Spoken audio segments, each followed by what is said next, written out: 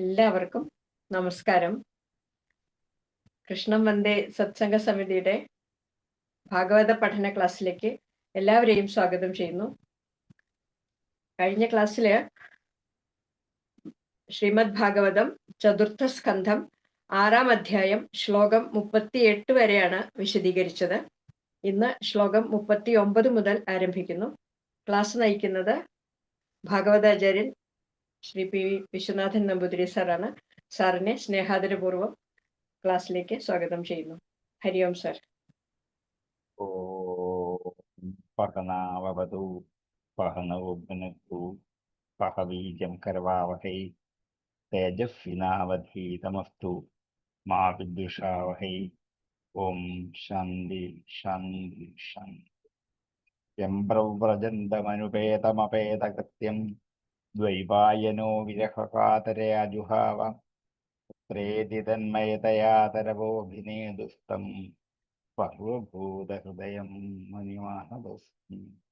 ആദരണീയരായ എല്ലാ കുട്ടികൾക്കും വിനീതമായ പ്രണാമം.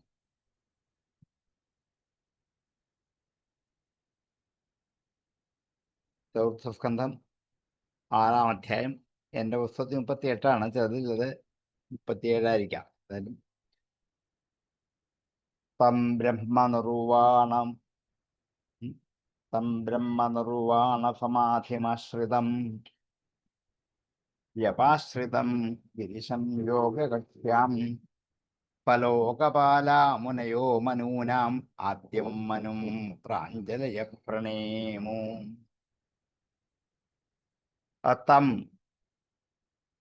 അവനെ ബ്രഹ്മനിർവാണ സമാധിം ആശ്രിതം, ബ്രഹ്മനിർവാണമെന്ന സമാധിയെ ആശ്രയിച്ച്, ബ്രഹ്മാനന്ദമായ സമാധിയെ ആശ്രയിച്ച്. നിർവാണം മോക്ഷമാണത്, ആനന്ദദായകമാണ്, അത് സമാധിയുമാണ്. അങ്ങനെ ബ്രഹ്മനിർവാണമെന്ന സമാധിയെ ആശ്രയിച്ചിരിക്കുന്നവൻ വ്യുപാശ്രിതം, വിശേഷമായ ആശ്രയത്തോടു കൂടിയവനും. വ്യുപാശ്രയം, വി ഉപാശ്രയം, വ്യുപാശ്രയം, വിശേഷേണ ഉപാശ്രയം.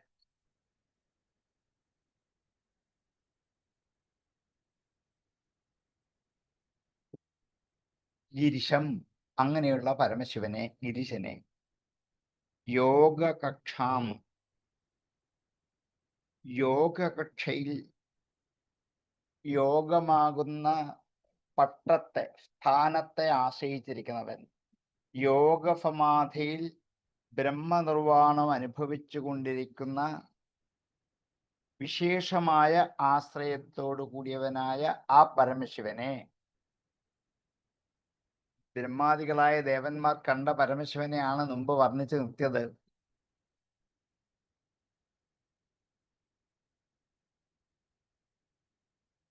ദക്ഷിണേ ഭവ്യം പാദപത്നം ച ജാനുനി ബാഹും പ്രകോഷ്ഠേ അക്ഷമാലാമാഫീനം തർക്കമുദ്ര. അങ്ങനെ ഇരിക്കുന്ന പരമശിവനെ കണ്ടു എന്നാണ് പറഞ്ഞത്. ഇനി അങ്ങനെ ഇരുന്നതിൻ്റെ ഫലമാണ് ബ്രഹ്മനിർവാണം. തർക്കമുദ്രയിൽ യോഗസമാധിയിൽ ആശ്രയിച്ചിരിക്കുന്ന സാക്ഷാൽ ഭഗവാൻ, ബ്രഹ്മനിർവാണം അനുഭവിച്ചു കൊണ്ടിരിക്കുന്നവനായ ആ ഗിരിശനെ, യോഗകക്ഷാം ഗിരിശം, യോഗകക്ഷയിലുള്ളവനായ ഗിരിശനെ. ഫലോകപാലാമുനയോ, ലോകപാലന്മാരോട് കൂടിയ മഹർഷിമാർ. മനൂനാം, ആദ്യം മനു, മനുക്കളുടെ ആദ്യത്തെ മനുവായ, ആദിയിലുള്ള മനുവായിരിക്കുന്ന ആ ഗിരിശനെ പ്രാഞ്ജലയ, കൈകുപ്പിക്കൊണ്ട് പ്രണേമുഹു, നമസ്കരിച്ചു. പ്രാഞ്ജലയ പ്രണേമു, കൈകൂപ്പിക്കൊണ്ട് നമസ്കരിച്ചു. മുമ്പ് കണ്ട ആ ബ്രഹ്മസായുജ്യത്തിലേക്ക് ലയിച്ചിരിക്കുന്ന ആ പരമശിവനെ ലോകപാലന്മാരോട് കൂടിയ മുനിമാർ എല്ലാവരും, എല്ലാ മനുക്കൾ വെച്ച് ആദ്യനായ മനുവിനെ, ബ്രഹ്മാവിന്റെ സൃഷ്ടിയിലുള്ളതാണല്ലോ ഇതെല്ലാം, കൈകൂപ്പിക്കൊണ്ട് നമസ്കരിച്ചു. ആ പരമശിവനെ കണ്ട മാത്രയിൽ ലോകപാലന്മാരും മഹർഷിമാരും അഞ്ജലി നിബദ്ധരായി ആ ഭഗവത് സ്വരൂപത്തെ നമസ്കരിച്ചു. തം ബ്രഹ്മനിർവാണഫമാധ്യമാശ്രിതം വ്യുപാശ്രിതം ഗിരിശം യോഗകക്ഷാം ഫലോകപാലാമുനയോ മനൂനാം ആദ്യം മനും പ്രാഞ്ജലയ പ്രണേമോ. ബ്രഹ്മനിർവാണഫമാധിം ആശ്രിതം യോഗകക്ഷാം വ്യുപാശ്രിതം മനൂനാം ആദ്യം മനും തം ഗിരിശം ഫലോകപാലാ മുനേഹ പ്രാഞ്ജലയ പ്രണേമോ. തം ബ്രഹ്മനിർവാണഫമാധിമാശ്രിതം യുപാശ്രിതം ഗിരിശം യോഗകക്ഷാം ഫലോകപാലാമുനയോ മനൂനാമദ്യം മനും പ്രാഞ്ജലയ പ്രണേമോ. തം ബ്രഹ്മനിർവാണഫമാധിമാശ്രിതം യുപാശ്രിതം ഗിരിശം യോഗകക്ഷാം ഫലോകപാലാമുനയോ മനൂനാം ആദ്യം മനും പ്രാഞ്ജലയ പ്രണേമോ. തദുപലഭ്യാഗതമാത്മയോനിം പുരാഫുരേശൈരഭിവന്ദിതഘ്രീ ഉത്ഥായ ചക്രേ ഗിരിശാഭിവന്ദനം അർഹത്തമക്കഫ്യ യഥൈവ വിഷ്ണു.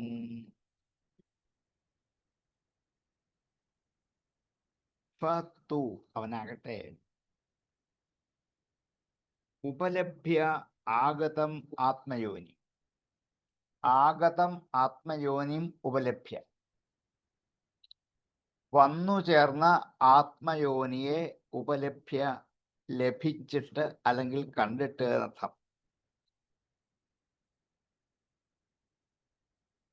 ഉപലഭ്യ ആഗതം ആത്മയോനിം പുരാഫുരേശൈഹി അഭിവന്ദിതഘ്രീം ദേവാസുരന്മാരാൽ വന്ദിക്കപ്പെടുന്ന പാദങ്ങളോടുകൂടിയവൻ.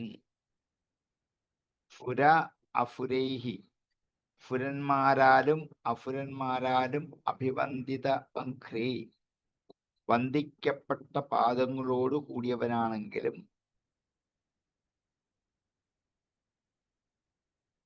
ഉദ്ധായ ചക്രേ ശിരഫ അഭിവന്ദന ഉദ്ധായ എഴുന്നേറ്റിട്ട് ചക്രേ ചെയ്തു ശിരഫ തലകൊണ്ട് അഭിവന്ദനം ചക്രേ എഴുന്നേറ്റ് തലകുനിച്ച് അഭിവാദ്യം ചെയ്തു.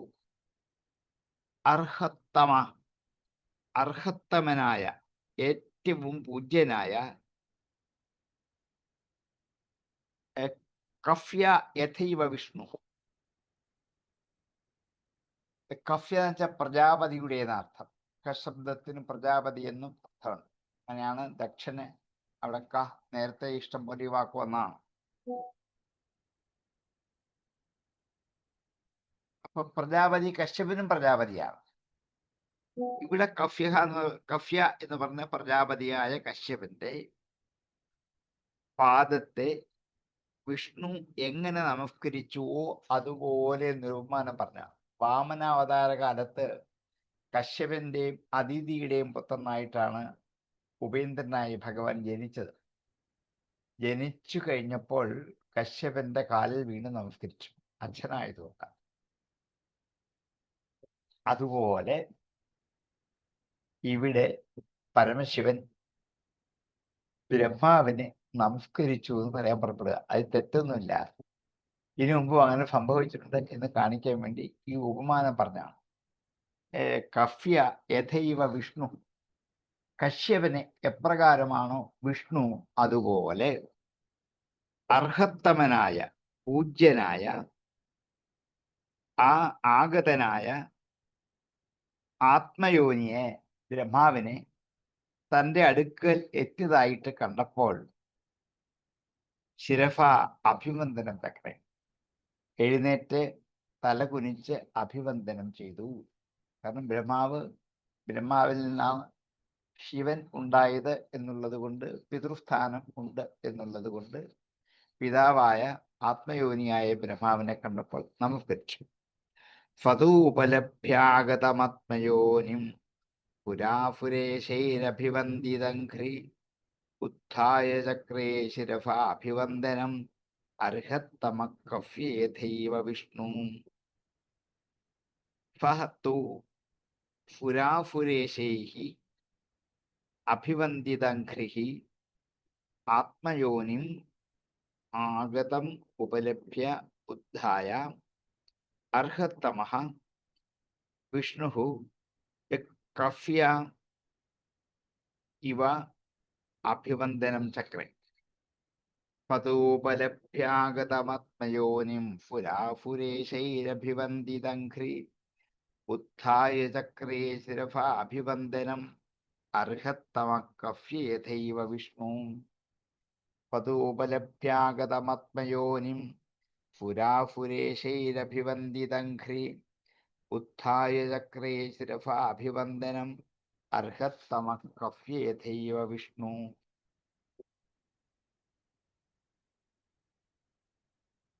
तथा परे सिद्धगणा महर्षिभिः ये वै समन्दादनुनीललोहितं नमः कृतप्राह शशङ्खशेखरं कृतप्रणामं प्रहसन्निवात्मभू അഥ അപരെ പരമശിവൻ ബ്രഹ്മാവിനെ നമസ്കരിച്ചപ്പോൾ പിന്നെ ആരും നോക്കിയിരുന്നില്ല. ബാക്കി എല്ലാവരും ബ്രഹ്മാവിനെ നമസ്കരിച്ചു.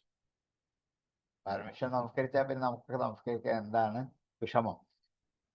തഥാ അങ്ങനെ അവരെ സിദ്ധഗണാഹ സിദ്ധഗണങ്ങൾ മഹർഷിമാരാൽ ഏ വൈ ആരാകട്ടെ സമന്താത് ചുറ്റും നിന്നവർ അനുനീലലോഹിതം നീലലോഹിതൻ ശിവൻ അനുനീലലോഹിതം ശിവന്റെ ചുറ്റും നിന്നവർ ശിവന്റെ ചുറ്റും നിന്നവരായ മഹർഷിമാരും സിദ്ധഗണങ്ങളുമൊക്കെ നമസ്കരിച്ചു. ശശാങ്കശേഖരം പ്രാഹ പരമശിവനോട് പറഞ്ഞു. ശശാങ്കം ശിഖരത്തിലുള്ളവൻ ആരോ അവൻ ശശാങ്കശേഖരൻ. ശശം മുയലാണ്. ശശാങ്കം മുയലിനെ മടിയിലിരുത്തിയിരിക്കുന്നവൻ ആരോ അവൻ ചന്ദ്രൻ എന്നാണ്. ചന്ദ്രന്റെ നടുക്കുള്ള ഒരു കളങ്കത്തെ കണ്ട് കവികൾ പലതരത്തിൽ ഭാവന ചെയ്യും. മൃഗാംഗനാണ്, മാനിനെ മടിയിലിരുത്തിയിരിക്കുന്നവനാണ്, മുയലിനെ മടിയിലിരുത്തിയിരിക്കുന്നവനാണ്, ശശാങ്കനാണ്, മൃഗാംഗനാണ് എന്നൊക്കെ ഭാവനയിൽ കണ്ടുപിടിച്ചതാണ്. അപ്പൊ ശശാങ്കൻ എന്ന വാക്കിനർത്ഥം ചന്ദ്രൻ എന്ന് മാത്രമേ ഉള്ളൂ. ചന്ദ്രന് ശിഖരത്തിൽ അണിഞ്ഞവൻ ശശാങ്കശേഖരൻ. ആ ശശാങ്കശേഖരനോട് പ്രാഹ പറഞ്ഞു, കൃതപ്രണാമം നമസ്കാരപൂർവം പ്രഹസന്നിവ ആത്മഭൂ ഒന്ന് പുഞ്ചിരിച്ചുകൊണ്ട് ആത്മഭൂവായ ബ്രഹ്മാവ് പരമശിവനോട് പറയാൻ ആരംഭിച്ചു. അപ്പം ബ്രഹ്മാവിനെ കണ്ടപ്പോൾ പരമശിവൻ തൻ്റെ യോഗസമാധിയിൽ നിന്ന് ഉണർന്ന് എഴുന്നേറ്റ് നമസ്കരിച്ചപ്പോൾ ചുറ്റും നിന്ന എല്ലാ ദേവഗണങ്ങളും മഹർഷിമാരും പരമശിവനെ നമസ്കരിച്ചു കഴിഞ്ഞപ്പോൾ ബ്രഹ്മാവ് ഒന്ന് പുഞ്ചിരിച്ചുകൊണ്ട് ശിവനോട് ഇങ്ങനെ പറയാൻ തുടങ്ങിയത്. തഥാപരേ സിദ്ധഗണാ മഹർഷിഭിർ ഏ വൈ സമന്താദനുനീലലോഹിതം നമസ്കൃതപ്രാഹ ശശാങ്കശേഖരം കൃതപ്രണാമം പ്രഹസന്നിവാത്മഭൂ. അനുനീലലോഹിതം സമന്താത് മഹർഷിഭിः സഹിതാः ये अपरे सिद्धगणाः ते अपि प्रणेमुः नमस्कृतः आत्मभूः कृतप्रणामः शशाङ्कशेखरं प्रहसन् इव प्राह. तथा परे सिद्धगणा महर्षिभिर् ये वै समन्दादनुनीललोहितं नमस्कृतप्राह शशाङ्कशेखरं कृतप्रणामं प्रहसन्निवात्मभू.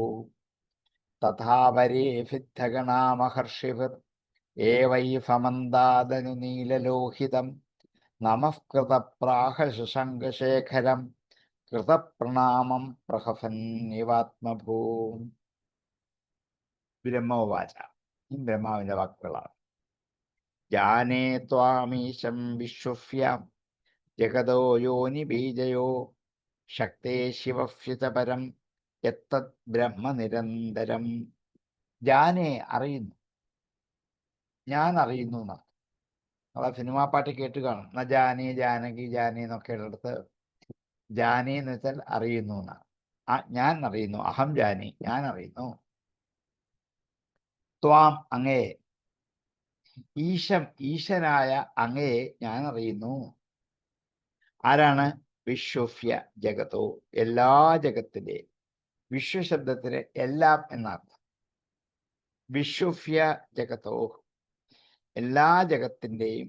യോനി ബീജയോ, യോനി ബീജങ്ങളാണ്. യോനി സ്ത്രീയെ കാണിക്കുന്നു, ബീജം പുരുഷനെ കാണിക്കുന്നു. യോനി ബീജയോഹോ എന്ന് വെച്ചാൽ മാതാപിതാക്കന്മാർ എന്നർത്ഥം. ജഗത്തിന്റെ മാതാപിതാക്കളാണ്. കാളിദാസൻ പറഞ്ഞ പോലെ ജഗതപിതരവും വന്ദേ പാർവതീ പരമേശ്വരവും. ജഗത്പിതാക്കളായ പാർവതീ പരമേശ്വരന്മാരെ വന്ദിക്കുന്ന പോലെ നിങ്ങൾ ജഗത്പിതാക്കളാണ്.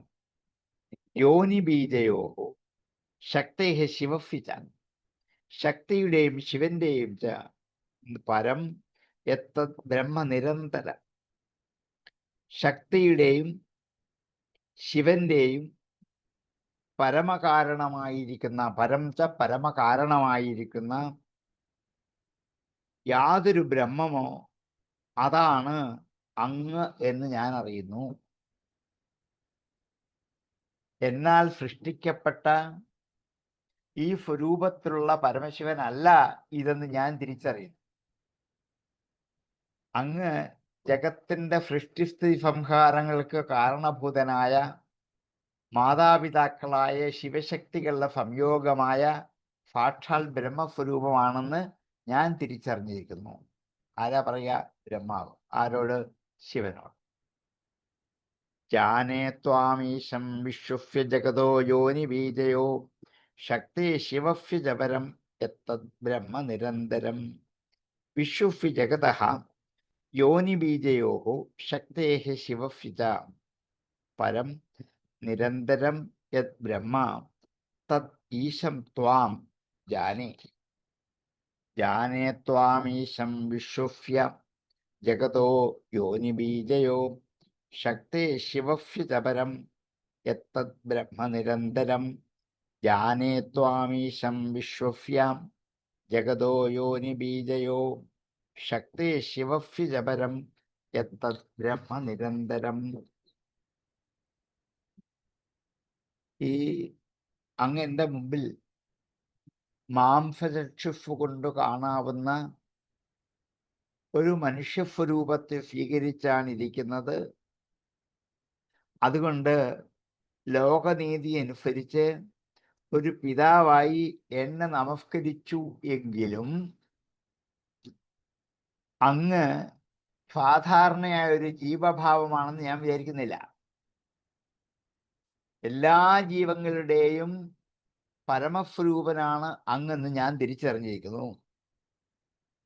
ലോകരക്ഷയ്ക്ക് വേണ്ടിയാണ് അങ്ങ് ഇപ്പോൾ ശിവനെന്ന പേര് സ്വീകരിച്ച് എൻ്റെ മുമ്പിൽ നിൽക്കുന്നത്.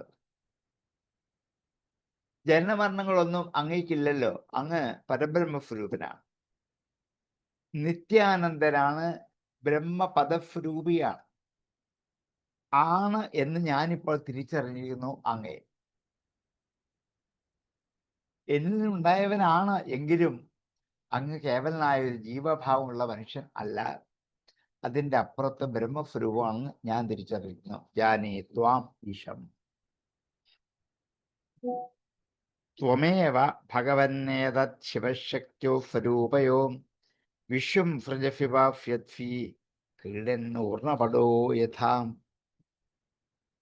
ത്വമേവ ഭഗവൻ, ഹേ ഭഗവൻ, ത്വമേവ അങ്ങ് തന്നെ, ഏതത് ശിവശക്തിയോ സ്വരൂപയോ സ്വരൂപങ്ങളായ ശിവശക്തികളുടെ, അർദ്ധനാരീശ്വരനായ ശിവശക്തിയുടെ സ്വരൂപം. ഒറ്റ രൂപമാണ് രണ്ടുപേർക്കും. ഒരു ശരീരത്തിലാണ് രണ്ടുപേരും ഇരിക്കുന്നത്. ഒന്നാണ് അർദ്ധനാരീശ്വരൻ എന്നുള്ള സങ്കല്പം. ഭഗവൻ ഏതത് ശിവശക്തിയോ സ്വരൂപയോഹോ, അങ്ങനെയുള്ള ത്വാമേവ അങ്ങയെ തന്നെ, വിശ്വം സൃജഫി പാഫി അത്ഫി, വിശ്വത്തെ, ലോകത്തെ സൃജഫി സൃഷ്ടിക്കുന്നു, പാത്ഫി രക്ഷിക്കുന്നു, അത്ഫി നശിപ്പിക്കുന്നു. പാഫി അത്ഫി കുഴിച്ചുമ്പോൾ പാഫ്യത്ഫി എന്ന് വരുന്ന രണ്ട് വാക്കാണത്. പാഫി അത്ഫി. പാഫി എന്നുള്ളത് പാതി, പാതഹ, പാന്തി, പാഫി എന്ന് മധ്യപുരുഷൻ വരുന്നതാണ്. അത്തി എന്നുള്ളതിന് മധ്യപുരുഷനാണ് അത്ഫി. അത്തി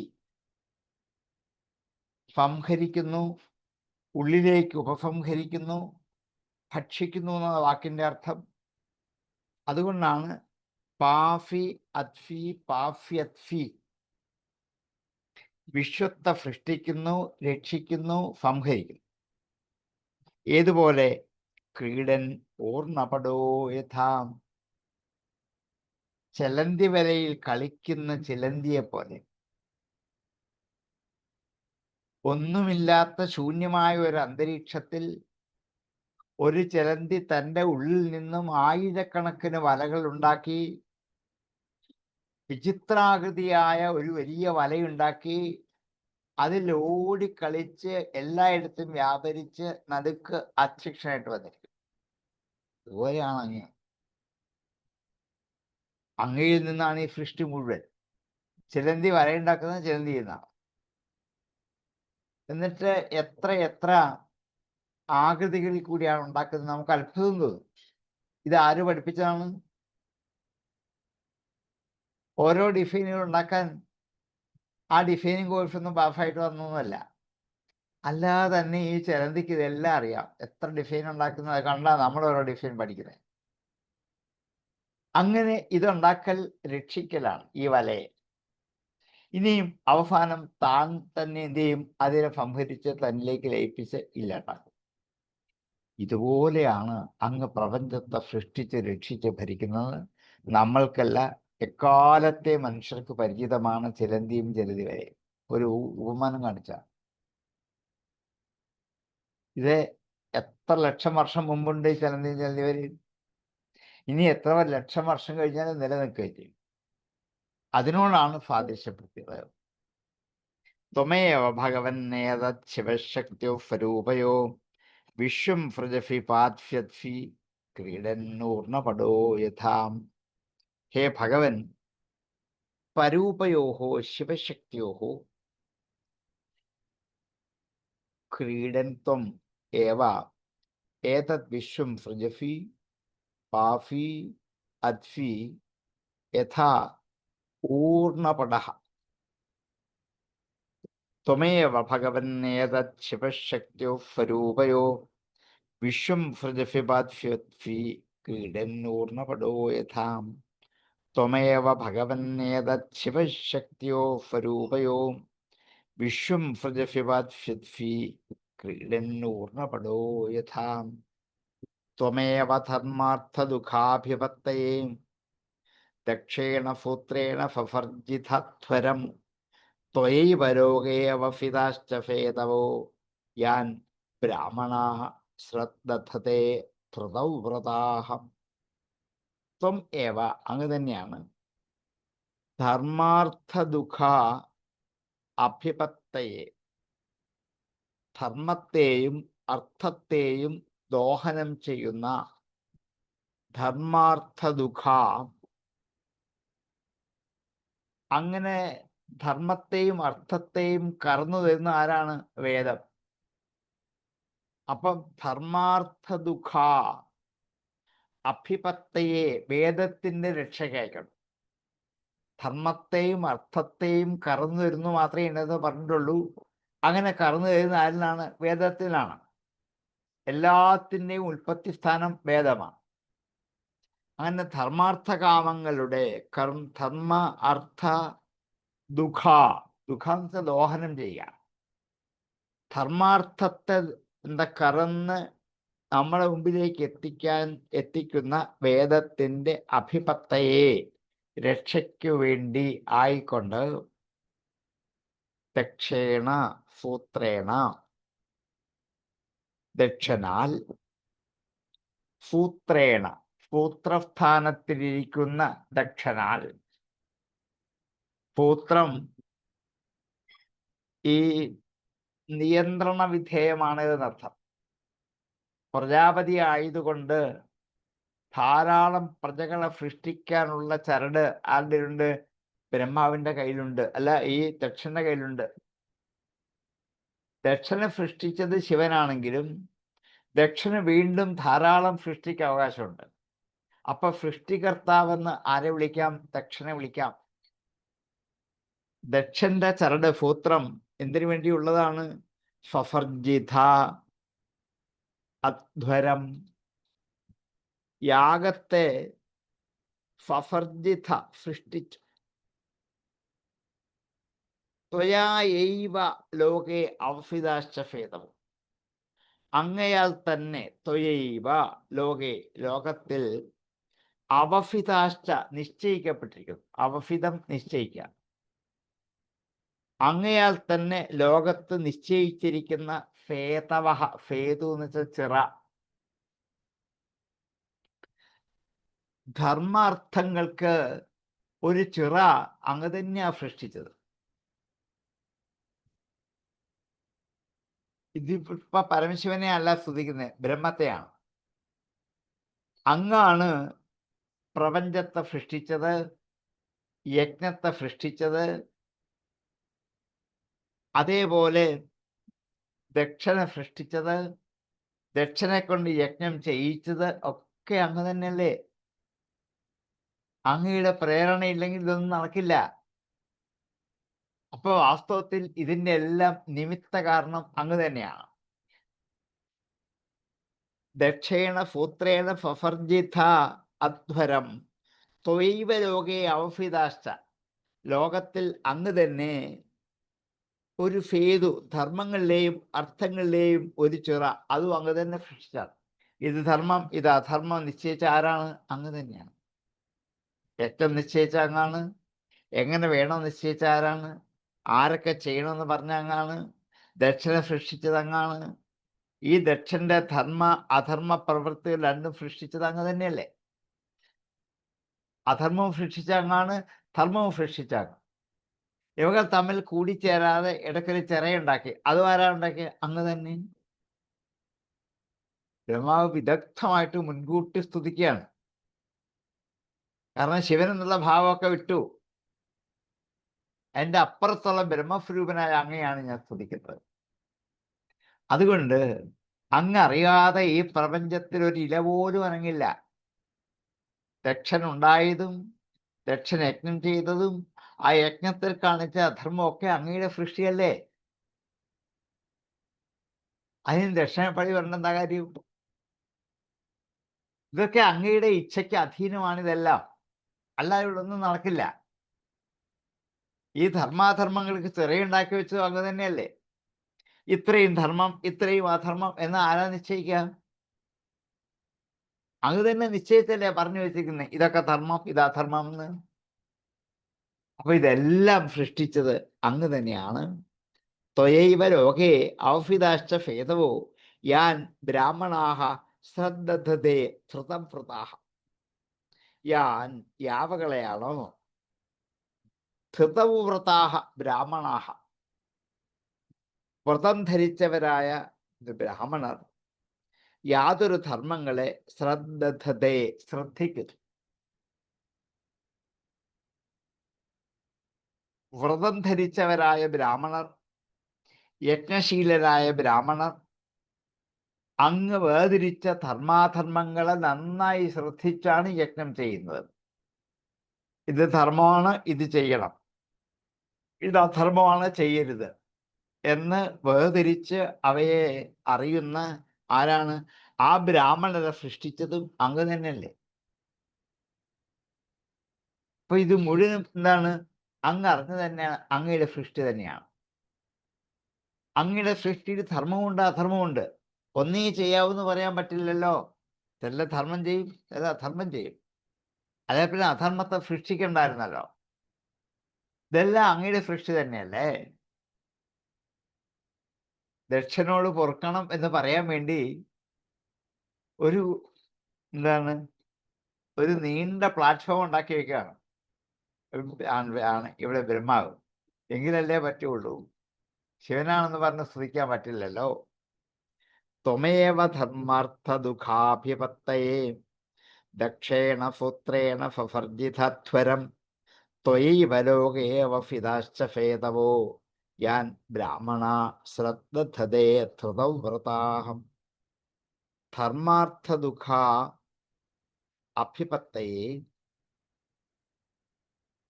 സൂത്രേണ ദക്ഷേണ അധ്വരം ത്വം ഏവ ഫവർജിത ധൃതവ്രതാഃ ബ്രാഹ്മണാഃ യാൻ ശ്രദ്ധധതേ തേ ഫേതവഃ ത്വയാ ഏവ ലോകേ അവഫിതഃ. ത്വമേവ ധർമാർത്ഥദുഃഖാഭിപത്തയേ ദക്ഷേണ സൂത്രേണ ഫവർജിതാധ്വരം ത്വയൈവ ലോകേ അവഫിതാശ്ച ഫേതവോ യാൻ ബ്രാഹ്മണാ ശ്രദ്ധധതേ ധൃതൗ വ്രതാഃ. ത്വമേവ ധർമാർത്ഥദുഃഖാഭിപത്തയേ ദക്ഷേണ സൂത്രേണ ഫവർജിതാധ്വരം ത്വയൈവ ലോകേ അവഫിതാശ്ച ഫേതവോ യാൻ ബ്രാഹ്മണാ ശ്രദ്ധധതേ ധൃതൗ വ്രതാഃ. ത്വമേവ ധർമാർത്ഥദുഃഖാഭിപത്തയേ ദക്ഷേണ സൂത്രേണ ഫവർജിതാധ്വരം ത്വയൈവ ലോകേ അവഫിതാശ്ച ഫേതവോ യാൻ ബ്രാഹ്മണാ ശ്രദ്ധധതേ ധൃതൗ വ്രതാഃ. ത്വം കർമ്മണം മംഗളാനാം കർത്തുഃ തനുഷേ സ്വപരം വാ അമംഗളാനാം തദമിപ്രമുൽബണം വിപര്യയ കേന തദേവ കസ്യചിത്. ത്വം അങ്ങ് മംഗളാനാം കർമ്മണാം മംഗളങ്ങളായ കർമ്മങ്ങളുടെ മംഗള എന്നുള്ള സംബോധനയാണ്. ത്വം കർമ്മണാം മംഗള സംബോധനയാണ്. മംഗളസ്വരൂപനായ ശിവസ്വരൂപനായ ശിവം എന്ന വാക്കിൻ്റെ അർത്ഥം മംഗളം എന്നാണ്. ഓൺലി ശിവൻ എന്ന് പറയുന്ന പകരം ഉപയോഗിച്ചൊരു വാക്കാണ് മംഗള എന്ന്. ഹേ മംഗളാനാം കർമ്മണാം മംഗളകർമ്മങ്ങളുടെ കർത്താവ് മാ അങ്ങ് തന്നെയല്ലേ. ലോകം തനുഷേ ലോകത്തെ രക്ഷിക്കുന്നു. എങ്ങനെ? പരം വാ സ്വർലോകമോ പരലോകമോ രണ്ടും. സ്വഹ പരം വാ സ്വർലോകമോ പരലോകമോ ഈ രണ്ട് ലോകത്തെ ഒന്നുകിൽ സ്വർഗലോകത്തെ അല്ലെങ്കിൽ പരമപദവിയായ രണ്ടിനെയും അമംഗളകരമായ കർമ്മങ്ങളുടെ കർത്താവിനെ അമംഗളാനം ച അമംഗളമായ കർമ്മങ്ങളുടെ കർത്താവിന് തമിശ്രം ഉൽബണം ഭയങ്കരമായ നരകം. ഉൽബണം ഭയങ്കരം, തമിശ്രം ഒരു നരകത്തിന്റെ പേരാണ്. അമംഗളകർമ്മം ചെയ്യുന്നവർക്ക് ഉഗ്രമായ നരകം. തിരിച്ചാണെങ്കിൽ വിപരീതമാണെങ്കിൽ മംഗളകർമ്മം ചെയ്യുകയാണെങ്കിൽ കേന എന്തോ കാരണത്താൽ തദേവ ചിലർക്ക് അത് തന്നെ വരുന്നു. വാസ്തവത്തില് മംഗളത്തെയും അമംഗളത്തെയും സൃഷ്ടിച്ചത് അങ്ങ് തന്നെയല്ലേ. മംഗളകർമ്മം ചെയ്യുന്നവർക്ക് സ്വർഗം, അതിൻ്റെ അപ്പുറത്തേക്കുള്ള ബ്രഹ്മസാക്ഷാത്കാരം രണ്ടും വിധിച്ച് നിശ്ചയിച്ചാരാണ് അങ്ങ് തന്നെയാണ്. അമംഗളത്തെ വിധിച്ചതും അങ്ങ്. അമംഗളപൂർവ്വം യജ്ഞം ചെയ്യുന്നവർക്ക് നരകത്തിലേക്കാണ് പോകേണ്ടതെന്ന് വിധിച്ചതും അങ്ങ് തന്നെയാണ്. നരകം ഉണ്ടാക്കിയതും അങ്ങ് തന്നെയാണ്. അമംഗളകർമ്മം ഉണ്ടാക്കിയതും അങ്ങ് തന്നെയാണ്. മംഗളകർമ്മം ഉണ്ടാക്കിയത് അങ്ങാണ്. സ്വർഗലോകം ഉണ്ടാക്കിയത് അങ്ങാണ്. അതിൻ്റെ അപ്പുറത്തുള്ള പരബ്രഹ്മലോകത്തെ സൃഷ്ടിച്ചതും അങ്ങ് തന്നെയല്ലേ. ഇതാരാ? ഒരു സൃഷ്ടികർത്താവായി ആണ് ഈ പറയുന്നത്. സൃഷ്ടികർത്താവായ ബ്രഹ്മവാണ് ഈ പറയുന്നത്. വേദത്താൽ വിധിക്കപ്പെട്ട പല മംഗളകർമ്മങ്ങളുമുണ്ട്. അതെല്ലാം സ്വർഗാദികളായ ഫലത്തെ ആഗ്രഹിച്ചുകൊണ്ട് ചെയ്യുന്നവർക്ക് സ്വർഗവും, ആ ഫലം ആഗ്രഹിക്കാതെ ചെയ്യുന്നവർക്ക് സായുജ്യവും. വേദത്തെ വിധിക്കപ്പെട്ട അനേകം മംഗളകർമ്മങ്ങളുണ്ട്, യജ്ഞങ്ങൾ. അത് ഫലം ആഗ്രഹിച്ചാണ് ചെയ്യുന്നതെങ്കിൽ സ്വർഗം കിട്ടും. ഫലം ആഗ്രഹിക്കാതാണ് ചെയ്യുന്നതെങ്കിൽ ബ്രഹ്മസാക്ഷാത്കാരം സായുജ്യം കിട്ടും. ഇനി ഇത് രണ്ടുമല്ലാതെ നിഷിദ്ധകർമ്മം ചെയ്യുന്നവർക്ക്, അമംഗളകർമ്മം ചെയ്യുന്നവർക്ക് നരകവും കിട്ടും. ഇത് മൂന്നും ആരാ നിശ്ചയിച്ച? അങ്ങല്ലേ? സ്വർഗം, സായുജ്യം, നരകം. എന്തിനെങ്കിലും നരകം എന്ന് കണ്ടുപിടിച്ച് നിശ്ചയിച്ചത്? പാപകർമ്മം ചെയ്യുന്നവരുണ്ടെന്നുള്ളതല്ലേ. അപ്പൊ ഈ പാപത്തെയും പാപകർമ്മത്തെയും എന്താണ് സൃഷ്ടിച്ചു അങ്ങ് തന്നെയല്ലേ. അപ്പൊ ഇതെല്ലാം അങ്ങയുടെ സൃഷ്ടി തന്നെയാണ്. അപ്പൊ അതിന് ഒരാളെ പഴി പറഞ്ഞിട്ട് കാര്യമില്ലല്ലോ.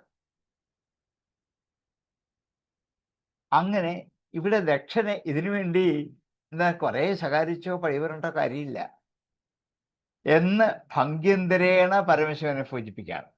ശിവൻ എന്ന മട്ടിൽ പറയാൻ പറ്റില്ല, ബ്രഹ്മസ്വരൂപനായിട്ട് സ്തുതിക്കുകയാണ്. അതുകൊണ്ട് സൽക്കർമ്മം കൊണ്ട് ഗുണവും നിഷിദ്ധകർമ്മമായ ദുഷ്കർമ്മം കൊണ്ട് ദോഷവും കിട്ടും.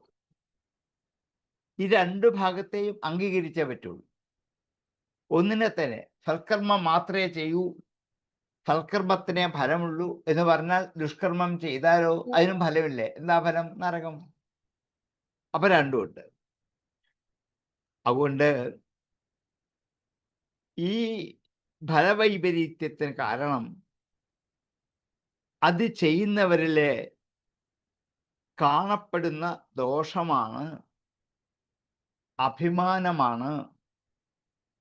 അങ്ങ് ഈ ഗുണദോഷങ്ങൾക്ക് അപ്പുറമാണ്. അങ്ങേക്ക് സൽക്കർമ്മങ്ങളോ ദുഷ്കർമ്മങ്ങളോ ഒന്നും അങ്ങേ ബാധിക്കത്തില്ല. യജ്ഞഭാഗം അങ്ങേക്ക് കിട്ടിയില്ല എന്ന് വിചാരിച്ച് അങ്ങേക്കൊന്നും സംഭവിച്ചില്ല. ഇതാണല്ലോ ഇവിടുത്തെ വൈരത്തിന്റെ കാരണം. കാരണം അങ്ങ് ആ യജ്ഞത്തിനും യജ്ഞഭാഗത്തിനും ഒക്കെ അപ്പുറത്തല്ലേ. അപ്പൊ ഇത് അങ്ങേക്കൊരു വിഷയമേ അല്ല ഇത്.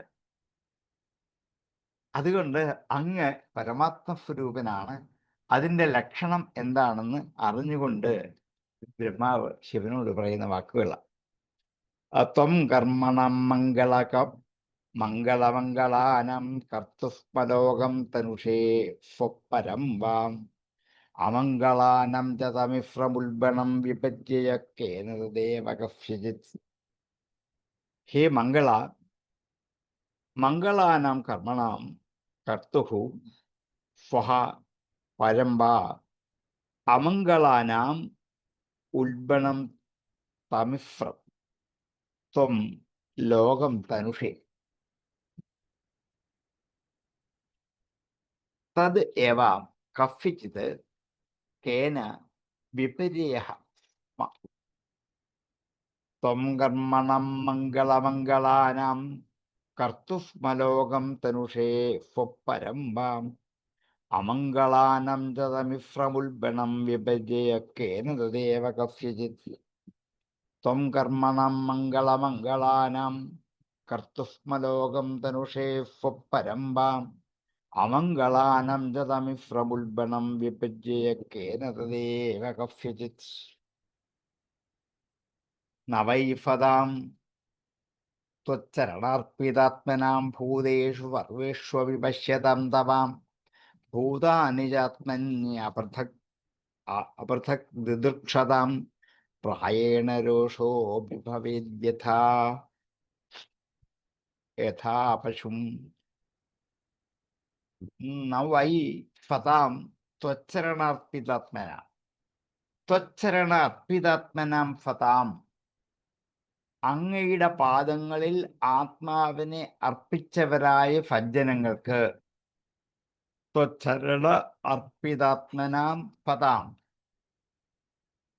അങ്ങയുടെ ചരണങ്ങളിൽ ആത്മാവിനെ അർപ്പിച്ചവരായ സജ്ജനങ്ങൾക്ക്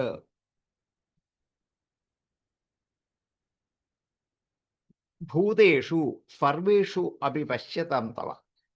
സർവേഷു ഭൂതേഷു എല്ലാ ഭൂതങ്ങളിലും പശ്യതാം കാണുന്നവർക്ക് തവ അങ്ങയുടെ ഭൂതാനിജ ആത്മനി അപൃഥക് ദിദിക്ഷതാം. ഭൂതാനിജ ഭൂതങ്ങളെയും ആത്മനി അപൃഥക് തൻ്റെ ഉള്ളിൽ വ്യത്യാസമില്ലാതെ, പൃഥക് വേർതിരിഞ്ഞ് കാണുക,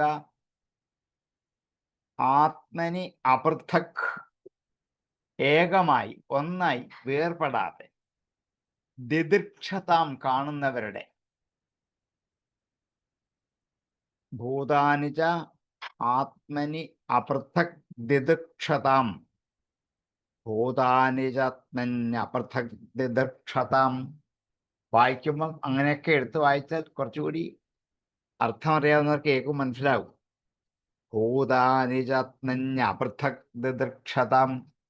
ആത്മന്യ പൃഥക് എന്നൊക്കെ വേണമെങ്കിൽ വായിക്കാം. ആത്മന്യ എന്ന് പറഞ്ഞ നിർത്താം. ആത്മനി അപൃഥക് കുടിച്ചിരമാണ് ആത്മന്യപൃഥക് ദിദിക്ഷതാം. പ്രായേണ രോഷോ അഭിഭവേദ്യഥ. മിക്കവാറും രോഷം അഭിഭവേത് ന അഭിഭവേത് ഉണ്ടാവുകയില്ല പശുവിൽ.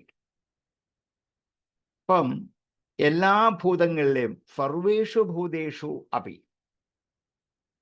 എല്ലാ ഭൂതങ്ങളിലും തവ ആത്മനി അങ്ങയുടെ ആത്മാവിൽ ഭൂതാനി അഭിപശ്യതാം എല്ലാ ഭൂതങ്ങളെയും നന്നായി കാണുന്നവരും, സർവേഷു ഭൂതേഷു ഭൂതാനി ആത്മനി പശ്യതാം തവ എല്ലാ ഭൂതങ്ങളിൽ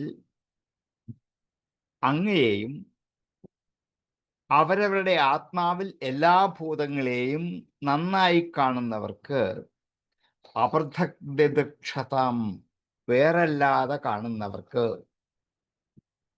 ഭേദമില്ലാതെ കാണുന്നവർക്ക്, ത്വചരണാർപ്പിതാത്മനാം അങ്ങയുടെ പാദങ്ങളിൽ അർപ്പിച്ച മനസ്സോടുകൂടിയവർക്ക്, സതാം അങ്ങനെയുള്ള സജ്ജനങ്ങളെ, പശും യഥ പശുവിനെ പോലെ, രോഷ പ്രായേണ ന അഭിഭവേത് കോപം മിക്കവാറും ഉണ്ടാവാറില്ലല്ലോ.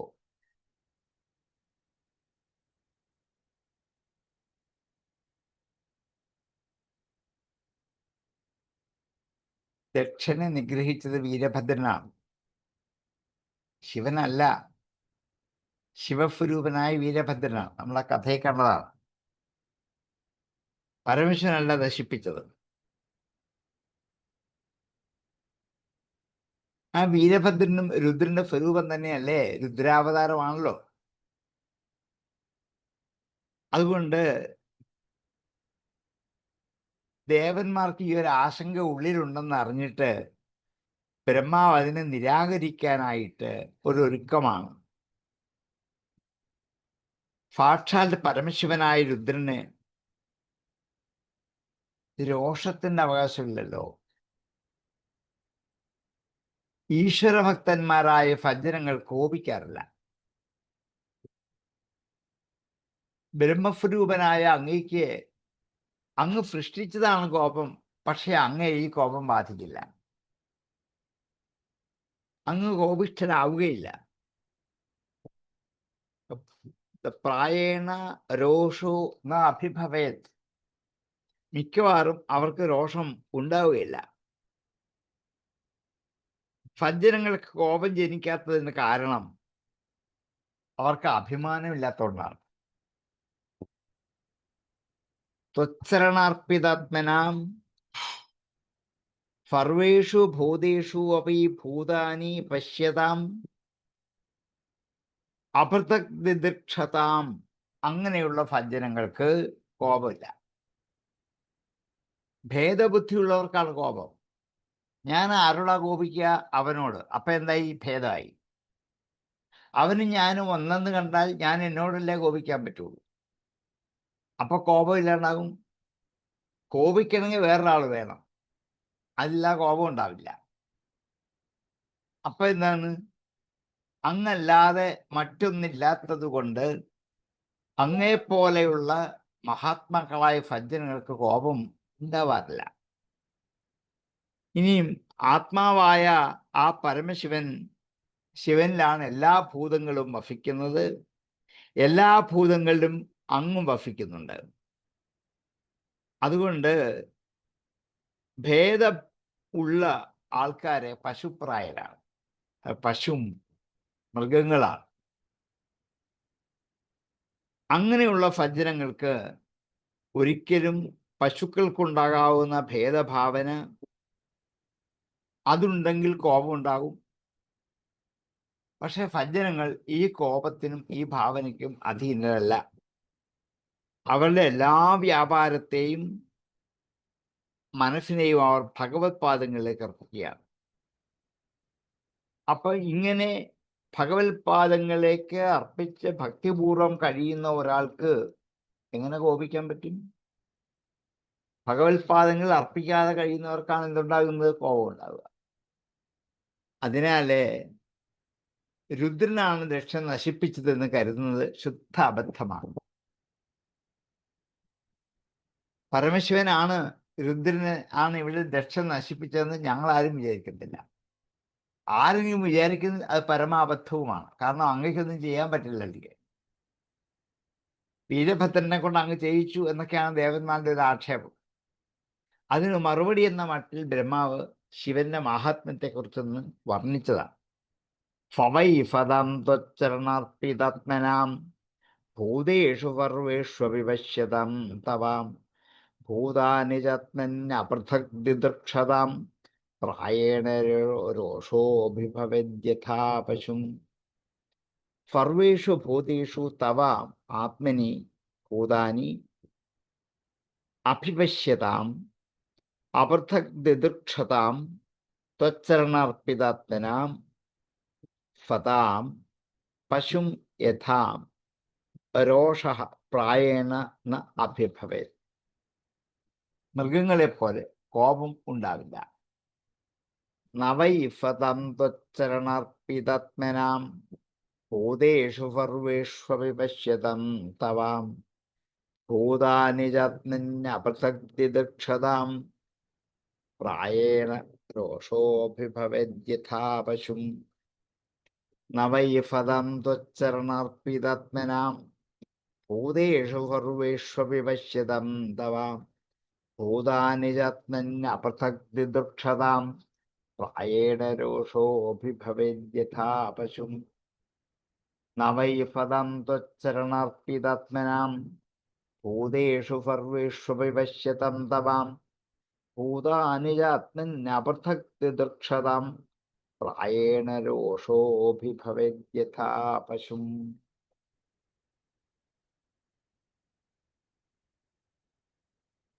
ഇങ്ങനെ ഭംഗ്യന്തരേണ വ്യക്തമാക്കി കാണിക്കാതെ അവ്യക്തമായ ഭാഷയിൽ അങ്ങയുടെ പ്രേരണ കൊണ്ട് തന്നെയാണ് ഈ ദക്ഷിണി അബദ്ധം പറ്റിയത് എന്നും ദക്ഷന് ദുശ്ചിന്തയുണ്ടാവാൻ കാരണവും അങ്ങയുടെ പ്രേരണ കൊണ്ട് തന്നെയാണ്. ദക്ഷനിൽ കുറ്റം ആരോപിക്കാനാവാത്ത മട്ടിൽ ഈ പ്രശ്നം പരിഹരിക്കാൻ പുറപ്പെട്ട ആളാണ് ബ്രഹ്മാവ്. ബ്രഹ്മാവിന്റെ വാക്ക് തീർന്നില്ല. നമ്മുടെ സമയമുണ്ടായതുകൊണ്ട് നമുക്കിന്ന് ഉപസംഹരിക്കാം. ആർക്കെങ്കിലും സംശയം ഉണ്ടെങ്കിൽ ഉപസംഹരിച്ചതിന് ശേഷം ചോദിക്കണം. ഓം പൂർണ്ണമദ പൂർണ്ണമിദം പൂർണ്ണാത് പൂർണ്ണം ദക്ഷ്യതേ പൂർണ്ണസ്യ പൂർണ്ണമാദായ പൂർണ്ണമേവാവശിഷ്യതേ. ഓം ശാന്തി ശാന്തി ശാന്തി.